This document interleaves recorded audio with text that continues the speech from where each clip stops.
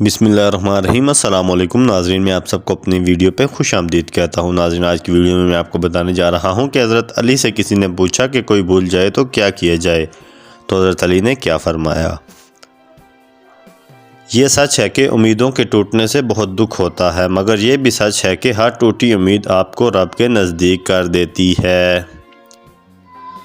وضو سے شکل، قرآن پاک سے عقل اور نماز سے نسل پاک ہوتی ہے۔ رات کو سوتے وقت سب کو معاف کر کے سویا کرو، پتہ نہیں کب کوئی دنیا فانی سے کوچ کر جائے۔ جو دل محبت کا عادی ہو جائے، اسے سختی سے کی ہر بات پتھر کی طرح لگتی ہے۔ دنیا میں تمہاری سب سے بڑی سزا یہ ہے کہ اللہ تمہاری زبان سے اپنا ذکر روک لے۔